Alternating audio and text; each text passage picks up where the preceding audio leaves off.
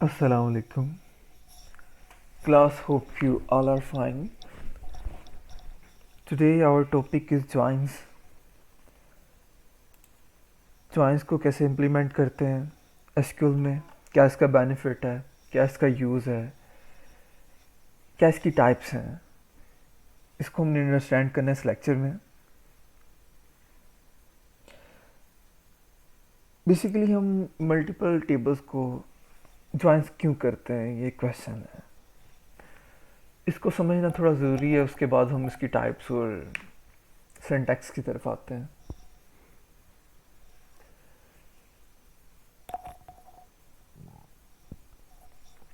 Database में हमारी कोशिश होती है कि हम डेटाबेस को नॉर्मलाइज करें. नॉर्मलाइज करने के लिए हमें डेटाबेस में मौजूद डाटा की रेपिटेशन को और डिपेंडेंसी को ख़त्म करना होता है. इस पर्पज़ के लिए हमें मल्टीपल टेबल्स बनाने पड़ते हैं.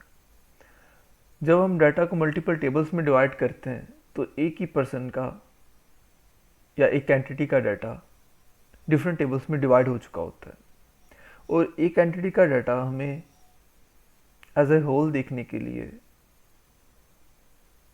या एक एंटिटी का डाटा कुछ स्पेसिफिक टेबल में से देखने के लिए हमें ज्वाइंस की ज़रूरत पड़ती है. इस बात को अगर मैं थोड़ा आसान करूं तो कुछ इस तरह से, we have two tables, like we have a student table, student registration table, and we have another table, fee detail table. एक टेबल में हम स्टूडेंट की रजिस्ट्रेशन का रिकॉर्ड रख रहे हैं, दूसरे टेबल में उसकी फ़ीस का. दो टेबल के होने से एक ही स्टूडेंट का रिकॉर्ड डिवाइड हुआ है. एक तरफ उसकी इन्फॉर्मेशन आ रही है, जनरल इन्फॉर्मेशन, दूसरी दफ़ा उसी स्टूडेंट की फ़ीस की इन्फॉर्मेशन आ रही है कि उसने फर्स्ट सेमेस्टर की कब पे की, सेकंड की, थर्ड की, और किसकी की या किसकी नहीं की. तो है एक ही स्टूडेंट का डाटा दोनों टेबल्स में, इस तरह डिफरेंट स्टूडेंट का डाटा दोनों टेबल्स में. इसको हमें एज ए होल देखना है. एक ही स्टूडेंट की इन्फॉर्मेशन चाहिए कि स्टूडेंट का नाम क्या है, फ़ोन नंबर क्या है, कहाँ का रहने वाला है, कितनी फीस सबमिट करवा चुका है. अब ये सारी इन्फॉर्मेशन जो मैं बोल रहा हूँ दो टेबल की इन्फॉर्मेशन है, ये मुझे ज्वाइन करके देखनी पड़ेगी. अगर मुझे सिर्फ इतना जाना है कि स्टूडेंट का नेम क्या है, कहाँ का रहने वाला है, फ़ोन नंबर क्या है, तो मुझे ज्वाइन लगाने की ज़रूरत नहीं, क्योंकि ये इन्फॉर्मेशन मुझे स्टूडेंट रजिस्ट्रेशन में मिल जाएगी. अगर मुझे स्टूडेंट की सिर्फ इतनी इन्फॉर्मेशन चाहिए कि उस किस मंथ में कितनी फ़ीस उसने पे की है, तो इसके लिए मुझे ज्वाइन लगाने की ज़रूरत नहीं है. मैं सिंपल फ़ी डिटेल की टेबल में जाऊँगा, इन्फॉर्मेशन वहाँ से देख लूँगा. लेकिन मैं अगर ये दोनों इन्फॉर्मेशन एट अ टाइम चाह रहा हूँगा तो स्टूडेंट का नेम क्या, फ़ोन नंबर क्या, एड्रेस क्या है, किस मंथ को उसने कितनी फ़ीस सबमिट करवाई, किस सेमेस्टर की फ़ीस सबमिट करवाई, तो अब मुझे अब जो रिकॉर्ड चाहिए वो दो टेबल का चाहिए. अब मुझे ज्वाइंस की ज़रूरत पड़ेगी. तो ज्वाइंस की हमारे पास 4 टाइप्स होती हैं, मेन 4 टाइप्स हैं. वैसे इसकी कई मल्टीपल टाइप्स हैं. मेन इसकी 4 टाइप्स हैं: inner join, left outer join, right outer join, full outer join. मैंने इस टॉपिक को समझाने के लिए दो टेबल्स यहाँ पे क्रिएट किए हैं स्टूडेंट रजिस्ट्रेशन के नाम से. अब आप डेटाबेस के एक्सपर्ट हो चुके हैं, आपको पता है टेबल कैसे क्रिएट करते हैं. स्टूडेंट रजिस्ट्रेशन के टेबल में मैंने एक आईडी का कॉलम लिया है. इस आईडी से मीनिंग थी मेरी स्टूडेंट आईडी. इस आईडी पे मैंने प्राइमरी की सेट की है, इंटीजर डेटा टाइप रखी है. फिर स्टूडेंट नेम के नाम से मैंने कॉलम बनाया, डेटा टाइप इसकी वारचार रखी है. फिर प्रोग्राम के नेम से मैंने एक एट्रीब्यूट बनाया और उसकी डेटा टाइप मैंने वारचार रखी. उसके बाद मैंने डेट ऑफ एडमिशन के नाम से एक एट्रीब्यूट बनाया जिसकी डेटा टाइप मैंने डेट रखी. और उसके बाद मैंने एक एड्रेस के नेम से एक एट्रीब्यूट बनाया जिसकी डेटा टाइप मैंने वारचार रखी.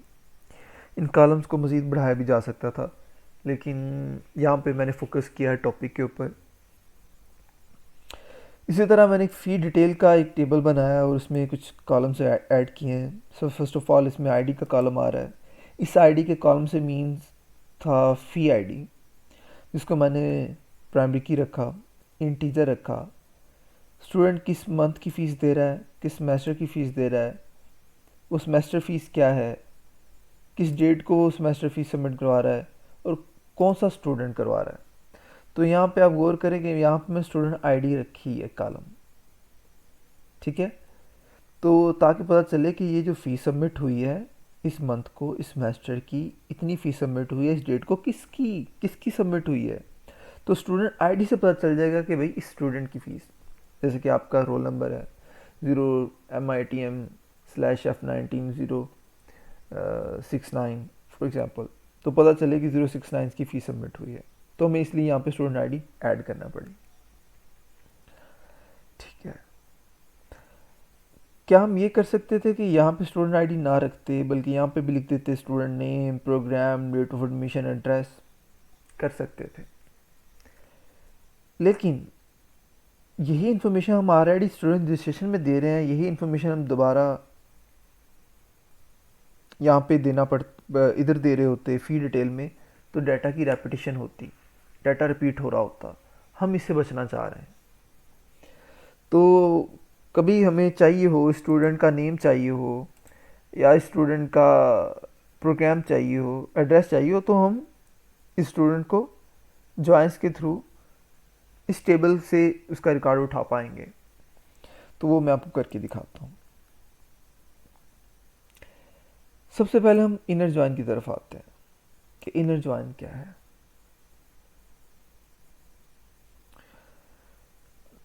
इनर जॉइन दो टेबल्स में जो कंबाइन रिकॉर्ड होता है उसको सर्च करके लाता है। लेफ्ट आउटर जॉइन,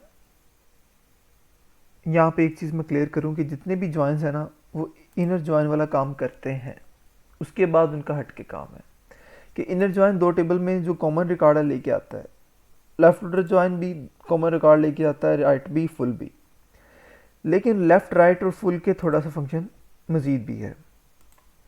जो लेफ्ट आउटर जॉइन है वो दोनों टेबल्स के दरमियान जो कॉमन रिकॉर्ड है वो तो लेके आता ही आता है, लेकिन लेफ्ट वाले टेबल का सारा रिकॉर्ड भी लेके आता है। इस तरह राइट आउटर जॉइन दो टेबल के दरमियान जो कॉमन रिकॉर्ड है उसको तो लेके आता ही आता है, लेकिन राइट वाले टेबल का सारा रिकॉर्ड लेके आता है। और फुल आउटर जॉइन दो टेबल के दरमियान जो कॉमन रिकॉर्ड है उसको तो लेके आता ही आता है, लेकिन वो लेफ्ट टेबल को भी पूरा शो करता है और राइट टेबल को भी पूरा शो करता है। इसका मैं अगर आपको इम्प्लीमेंटेशन करके दिखाऊं, ठीक है, उससे पहले मैं आपको दोनों टेबल्स का मैंने सिलेक्ट की क्वेरी लिखी और रिकॉर्ड दिखा दिया। कुछ रिकॉर्ड यहाँ पे है स्टूडेंट का आ रहा है, कुछ यहाँ पे फीस का रिकॉर्ड आ रहा है। इन जॉइंस को मैं आपको कुछ इस तरह समझाना चाह रहा हूँ कि लाइफ में आपको कभी भी ना भूले। ये काम करने के लिए मुझे ये चीज़ आपको एक्टिविटी बेस्ड समझानी पड़ेगी, रियल लाइफ में आपको लेके जाना पड़ेगा और आपने मेरे साथ चलना है कि वाकई एक रियल लाइफ की सिचुएशन है और आप उस सिचुएशन में हैं, मेरे साथ हैं और हमने प्रॉब्लम को फेस करना, सॉल्व करना है। क्यों ना हम एक एग्जांपल लें।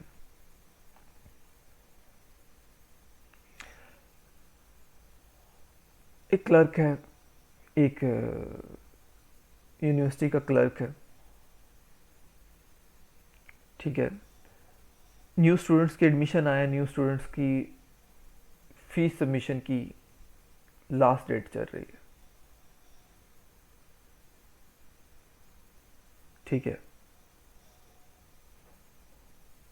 एक तो सिचुएशन ये है कि न्यू स्टूडेंट आए हैं, क्लर्क बैठा है अपना लैपटॉप रख के डाटा एंट्री के लिए कि कौन से स्टूडेंट ने फ़ीस सबमिट करवा दी है, फ़ीस सबमिट करवाने की लास्ट डेट है। वो थोड़ा स्ट्रेस में बैठा हुआ है कि आज बहुत सारे स्टूडेंट्स आने हैं फ़ीस सबमिट करवाने के लिए। एट द सेम टाइम उसको ये भी पता है कि जो ऑलरेडी एडमिशन ले चुके हैं, सीनियर स्टूडेंट हैं, उन्होंने अपने सेकंड और थर्ड सेमेस्टर की भी फ़ीस सबमिट करवानी है, लेकिन उनकी आज लास्ट डेट नहीं है, उनकी 2 दिन बाद है, 3 दिन बाद है। दो सिचुएशन में बैठा है और मैं देखें इसी सिचुएशन में आपको ये चारों जॉइंट्स यूज़ करके दिखा जाऊंगा। अब वो सुबह सुबह आके अपनी ऑफिस में बैठा है, एक स्टूडेंट आया, न्यू स्टूडेंट, उसने दिखाया कि ये मेरा फॉर्म है स्टूडेंट रजिस्ट्रेशन का, ये मेरी फ़ीस है, तो मेरा मेरिट लिस्ट में नाम आया है, तो ये मेरी फ़ीस भी लें, ये मेरा फॉर्म भी लें। उसने, क्लर्क ने उसका फॉर्म पकड़ा, उसकी एंट्री डाल दी कि वसीम ने प्रोग्राम MIT में एडमिशन लिया है, इस डेट को लिया है और लाहौर का रहने वाला है। फिर उसने एक एंट्री डाली कि वसीम, देखे ना, ऐसे वसीम को आईडी क्या लगी 1, कि वसीम ने इस डेट को फीस भी सबमिट करवा दी है। किस सेमेस्टर की? फर्स्ट सेमेस्टर की। किस मंथ को? जनवरी के मंथ को। तो उसने दोनों तरफ रिकॉर्ड डाल दिया। अभी ऐसे कुछ स्टूडेंट आते जा रहे हैं, अभी कम स्टूडेंट हैं, तो वो क्या कर रहा है, मैनुअल एंटर कर रहा है कि स्टूडेंट का स्टूडेंट टेबल में भी रिकॉर्ड आ रहा है, उसकी फ़ीस का फ़ीस के टेबल में भी रिकॉर्ड डालता जा रहा है। ठीक है। इतने में कुछ स्टूडेंट ऐसे आए जिनकी ऑलरेडी रजिस्ट्रेशन हो चुकी थी, क्योंकि वो सीनियर स्टूडेंट्स थे। उन्होंने कहा जी हमारी फ़ीस सबमिट कर लें, हमारी सिर्फ फ़ीस का रिकॉर्ड डालने वाला वो डाल दें कि हमने फ़ीस सबमिट करवा दी। क्लर्क उसे कहता है कि यार आप ना 2 दिन बाद आ जाना। ठीक है। अब ये देखें, समझ लें कि वो एक उसमें से ईशा थी, सीनियर स्टूडेंट थी, वो आई है, तो क्लर्क ने कहा कि आप ना 2 दिन बाद आ जाना। तो देखें स्टूडेंट आईडी इसकी क्या है, 3 हमारे पास इधर अवेलेबल नहीं है। मीन्स कि इसने ईशा को कहा कि 2 दिन बाद आ जाना, उसकी एंट्री की ही नहीं इसने। फिर इसने देखा रश यार बहुत ज़्यादा बढ़ गया, बहुत ही बढ़ गया। मैं अगर एक स्टूडेंट की एंट्री करना शुरू कर दूं स्टूडेंट टेबल में, फिर फीस की टेबल में, तो टाइम ज़्यादा लग जाएगा। क्यों ना स्टूडेंट से फ़ीस पकड़ता जाऊं, हाँ, और फीस की एंट्री करता जाऊं, स्टूडेंट से फ़ीस पकड़ता जाऊं, फीस की एंट्री करता जाऊं, और उनका फॉर्म तो मेरे पास पड़ा ही है स्टूडेंट रजिस्ट्रेशन का, वो मैं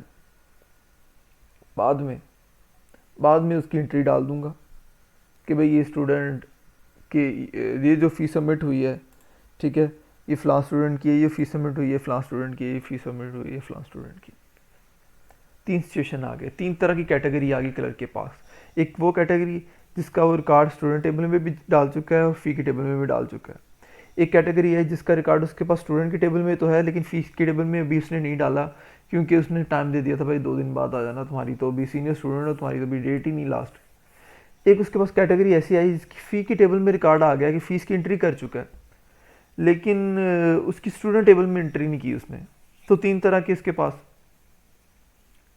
रिकॉर्ड आ चुके हैं। अब देखें इनर जॉइन कहाँ यूज़ करना है, जब उसने देखना हो कि कौन से स्टूडेंट से जिसकी रजिस्ट्रेशन भी होगी और फीस भी सबमिट होगी। ठीक है, मतलब कि दोनों टेबल में रिकॉर्ड आ गया, दोनों टेबल में कॉमन रिकॉर्ड आ गया, उनको देखना चाह रहा है, तो वो यहाँ पे इनर जॉइन यूज़ करेगा। इनर जॉइन यूज़ करने का वे देखें ज़रा, वो लिखेगा सेलेक्ट स्टैटिक फ्रॉम, कि मुझे सारा डाटा लेके आओ, कहाँ से, स्टूडेंट रजिस्ट्रेशन की टेबल से। किस बेस पे, इनर जॉइन की बेस पे। इस टेबल को किस टेबल के साथ ज्वाइन करना है जी, इस टेबल को फी डिटेल की टेबल के साथ ज्वाइन करना है।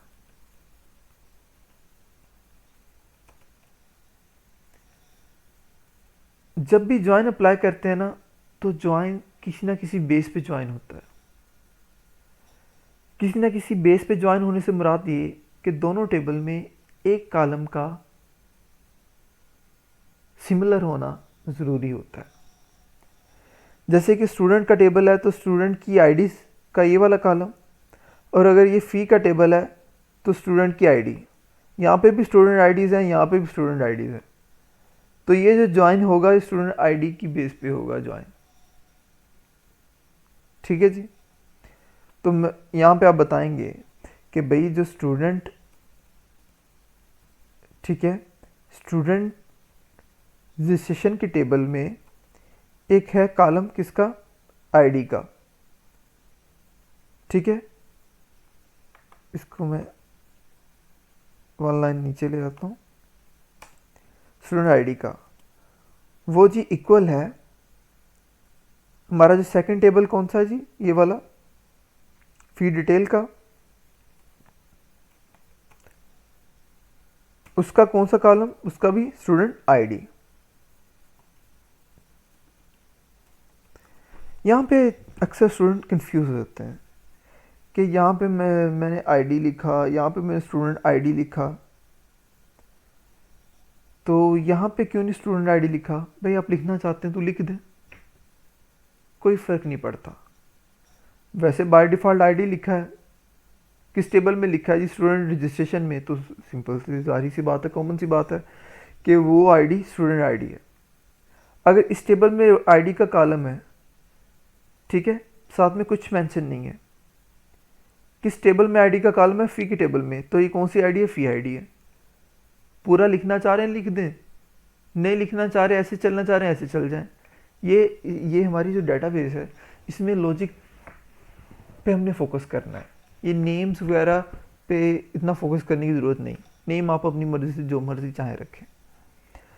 तो ये स्टूडेंट आईडी थी, ये भी स्टूडेंट आईडी थी। हमने यहाँ पे बता दिया कि स्टूडेंट रजिस्ट्रेशन में से भी स्टूडेंट आईडी और फी डिटेल में से भी स्टूडेंट आईडी। सेलेक्ट करके लाओ सारा डाटा स्टूडेंट रजिस्ट्रेशन से इनर ज्वाइन की बेस पे, ठीक है, फी डिटेल ऑन, ठीक है। ये हमारी सेकंड टेबल का हमने नाम रखा। फिर बताया कि जो हमारे फर्स्ट टेबल की स्टूडेंट आईडी वो इक्वल है सेकंड टेबल की स्टूडेंट आईडी से, ठीक है। अब मैं इसे एग्जीक्यूट करता हूँ तो ये बता रहा है कि वसीम और वजदान ये दो स्टूडेंट हैं सिर्फ, जिनकी रजिस्ट्रेशन भी हो चुकी है और जो फ़ीस भी सबमिट करवा चुके हैं, इस डेट को फ़ीस सबमिट करवा चुके हैं, इतने पैसे सबमिट करवा चुके हैं। अगर आपने इनर ज्वाइन सीख लिया ना, तो बाकी left outer, right outer, full outer join सीखना सिर्फ 5 मिनट का काम है या उससे भी कम टाइम का काम है।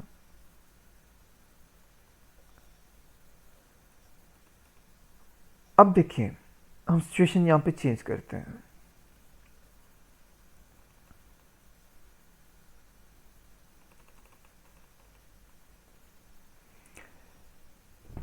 क्लर्क ये चाह रहा है कि ये उन स्टूडेंट का रिकॉर्ड देखे, सिर्फ उन स्टूडेंट्स का जिनकी इसने फ़ीस तो ले ली थी पर स्टूडेंट रजिस्ट्रेशन में उसका रिकॉर्ड नहीं एंटर किया था। फ़ीस तो ले ली थी, स्टूडेंट रजिस्ट्रेशन में उनका रिकॉर्ड नहीं एंटर किया था, ठीक है। तो इसे क्या करना पड़ेगा? यहाँ पे राइट आउटर ज्वाइन अप्लाई करना पड़ेगा, ठीक है। राइट पे कौन सा टेबल है? फ़ी, ठीक है। तो हम देखना चाह रहे हैं कि जो फ़ी वाला टेबल है हमें पूरा शो हो, लेकिन स्टूडेंट रजिस्ट्रेशन में सिर्फ वो शो हो जिसकी फ़ीस सबमिट है, जिसकी फ़ीस सबमिट नहीं है वो शो ना हो।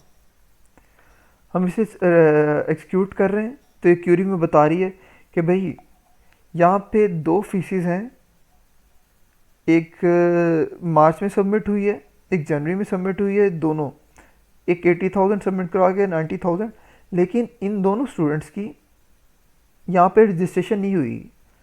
अब क्या करेगा? अब क्लर्क क्या कर देगा? इन फीसिस के अगेंस्ट स्टूडेंट की रजिस्ट्रेशन कर देगा। जो उस टाइम उसने जल्दी में फीसिस तो ले रही थी लेकिन स्टूडेंट का रिकॉर्ड एंटर नहीं किया था, अब वो नेक्स्ट डे रिलैक्स होके उन फीसिस के अगेंस्ट स्टूडेंट का रिकॉर्ड एंटर कर देगा। ये किस क्यूरी के थ्रू ये पॉसिबल हो पाया? राइट आउटर ज्वाइन के थ्रू से पता चला कि यार ये फीसिस आ चुकी हैं लेकिन इनकी रजिस्ट्रेशन नहीं हुई है, तो राइट आउटर ज्वाइन यहाँ पे हेल्प कर रहा है। अब वो 2 दिन गुजरे और वो जो सीनियर स्टूडेंट्स थे वो आ गए कि भाई आज तो हमारी लास्ट डेट आ गई है, तो हमारे तो फीस की एंट्री कर दो। अब ये क्लर्क क्या रिकॉर्ड चाह रहा है कि ऐसे स्टूडेंट्स जिनकी रजिस्ट्रेशन हुई है लेकिन फीस सबमिट नहीं हुई, तो उसके लिए कौन सा ज्वाइन यूज़ करेगा? लेफ्ट आउटर ज्वाइन, ठीक है। इसको हम एक्सिक्यूट करते हैं तो हमारे पास पता चल रहा है कि यहाँ पे एक सीनियर स्टूडेंट है ईशा, जिसकी रजिस्ट्रेशन तो हुई हुई है लेकिन फ़ीस सबमिट नहीं हुई। ये दो रिकॉर्ड क्यों आ रहे हैं?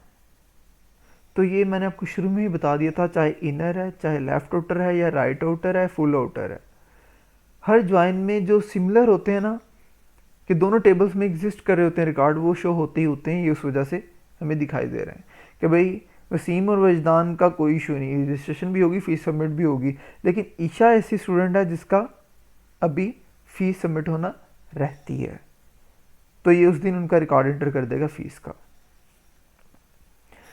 एक होता है हमारे पास फुल आउटर ज्वाइन। अब क्लर्क की रिक्वायरमेंट ये है कि वो चाह रहा है कि ऐसे स्टूडेंट्स जिनकी रजिस्ट्रेशन होगी, फ़ीस भी सबमिट होगी, मैंने उसका रिकॉर्ड देखना है, और साथ में मैंने ये भी देखना है कि कौन से स्टूडेंट्स की रजिस्ट्रेशन तो हुई है लेकिन फ़ीस सबमिट नहीं हुई, और साथ में मैंने ये भी देखना है एट अ टाइम, ये भी देखना है कि कौन से स्टूडेंट्स की फ़ीस सबमिट हो गई है लेकिन रजिस्ट्रेशन नहीं हुई।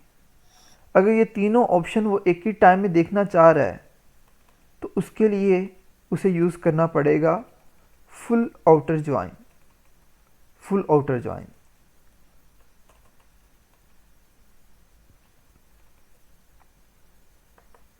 अभी देखें, इसके रिजल्ट में वो देख पा रहा है कि वसीम और वजदान की रजिस्ट्रेशन भी हो गई है, फ़ीस भी सबमिट करवा गए।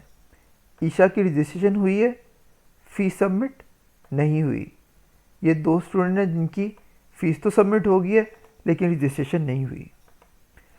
तो इस लेक्चर में मैंने आपको ये चारों ज्वाइन सिखा दी हैं, रियल लाइफ में कैसे यूज़ करने हैं वो भी बता दिया है, आपने इसका सिंटैक्स भी देख लिया, ठीक है। तो ये हमारे पास ये ज्वाइंस हैं जो बार बार यूज़ होंगे और इसकी आपने अच्छे से प्रैक्टिस करनी है। उसके साथ एक मैं चीज़ बताता चलूँ यहाँ पे, हम एक टेबल को मल्टीपल टेबल के साथ ज्वाइन कर सकते हैं। हम एक टेबल को मल्टीपल टेबल के साथ ज्वाइन कर सकते हैं, जैसे कि स्टूडेंट रजिस्ट्रेशन का टेबल है, एक स्टूडेंट फ़ी का टेबल है, एक स्टूडेंट अटेंडेंस का टेबल है, एक स्टूडेंट ट्रांसपोर्टेशन का टेबल है, एक स्टूडेंट लाइब्रेरी का टेबल है। हमारे पास एक स्टूडेंट है अली, उसकी रजिस्ट्रेशन भी हुई, उसकी फ़ीस भी सबमिट हुई है, उसने लाइब्रेरी कार्ड भी बनवाया हुआ है, वो ट्रांसपोर्टेशन नहीं यूज़ करता। तो इन सारे टेबल्स में हम उसको फाइंड करना चाह रहे हैं कि उसकी कंप्लीट हिस्ट्री आ जाए हमारे पास। अब जो हम इनर ज्वाइन लगाने वाले हैं, ठीक है, एक तो एक टेबल की फ़ी के टेबल के साथ लग गया, फिर आप इसी लाइन को हम कॉपी करेंगे, फिर इनर ज्वाइन करेंगे किसी और टेबल के साथ। लेट्स फोर कि वो हमारा होता लाइब्रेरी का टेबल, वो भी स्टूडेंट रजिस्ट्रेशन हमारा इस टाइम मेन चलेगा और फ़ी की जगह क्या आ जाएगा, लाइब्रेरी के टेबल में जो, ठीक है, जो स्टूडेंट है उसका रिकॉर्ड। और इसी तरह हम मज़ीद ऐड करते जाते। वैसे तो हमारा लाइब्रेरी का टेबल कोई टेबल बना ही नहीं हुआ था, मैं एग्जांपल के तौर पे समझा रहा था कि इसी तरह हम मल्टीपल टेबल्स को ऐड कर मल्टीपल टेबल के साथ ज्वाइन करते जाते। कोई लाइब्रेरी के अलावा कोई होता, जैसे ट्रांसपोर्टेशन का होता, ठीक है। तो यहाँ पे देखें स्टूडेंट रजिस्ट्रेशन मेन टेबल को हम वैसे के वैसे रख रहे हैं, जो सब टेबल है उसमें चेंज करते जा रहे हैं, ठीक है। तो इस तरह हम मल्टीपल टेबल्स को लेके चल सकते हैं, लेकिन हमारे बने नहीं हुए, तो मैंने आपको एक वे बता दिया, इसका भी हमें ज़रूरत भी नहीं है। तो इन दोनों लाइंस को मैं यहाँ से रिमूव कर रहा हूँ। आखिरी चीज़ इस टॉपिक की, हम एज का कीवर्ड यूज़ करते हैं टेम्परेरी तौर पे किसी भी कॉलम या टेबल के नेम को रीनेम करने के लिए, ठीक है।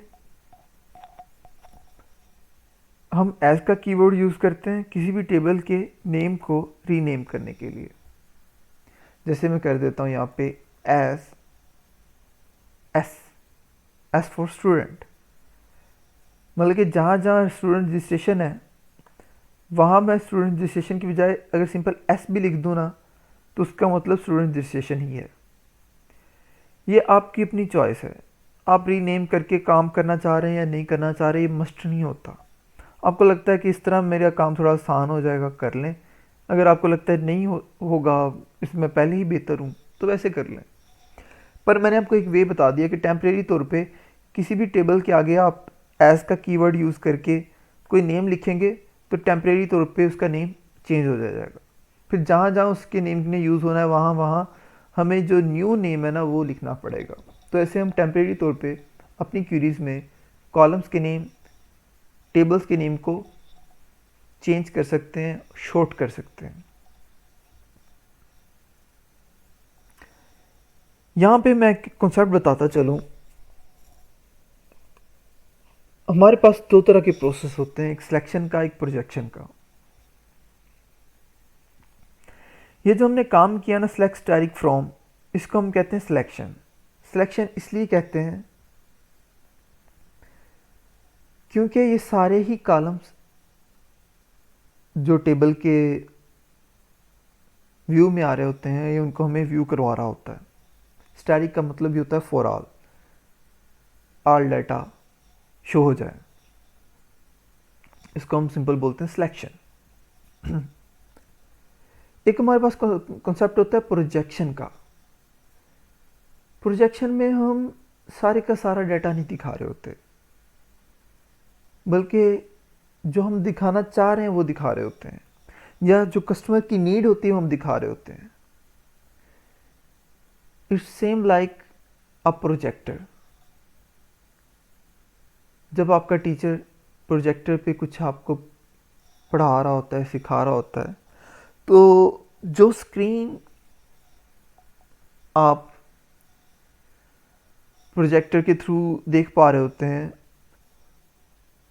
बिहाइंड द सीन आपके टीचर के लैपटॉप में बहुत सारी चीज़ें होती हैं, लेकिन वो मौके पे जो दिखाना चाह रहा था आपको दिखा रहा होता है, तो वो प्रोजेक्शन हो रही होती है। तो एसक्यूएल में प्रोजेक्शन क्या है?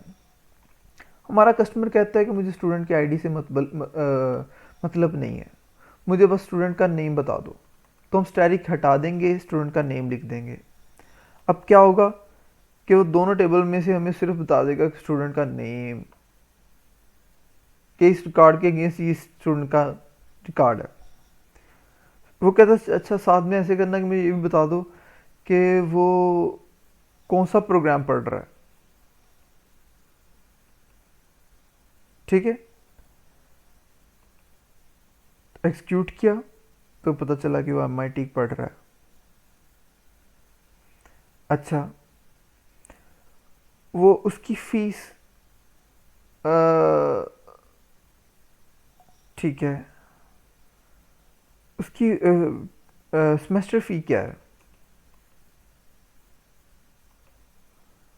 तो पता चला कि उसकी 80,000 फ़ी है।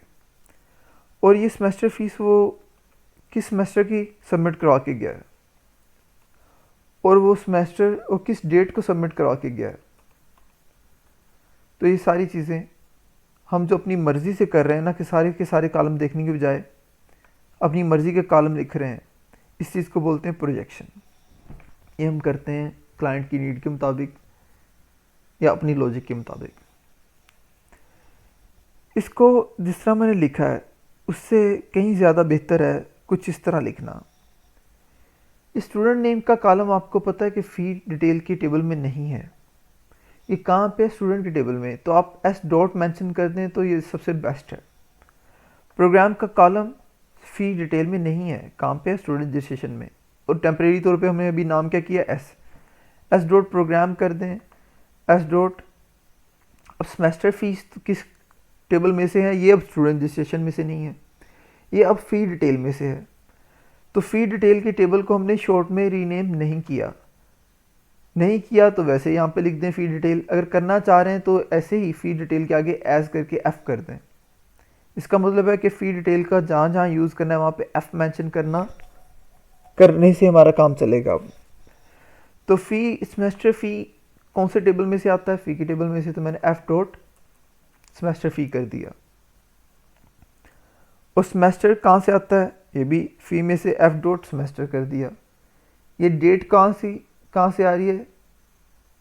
अच्छा, ये डेट जो है ना, आपको पता है कि स्टूडेंट रजिस्ट्रेशन में भी एक डेट थी और फ़ी डिटेल में भी एक डेट थी।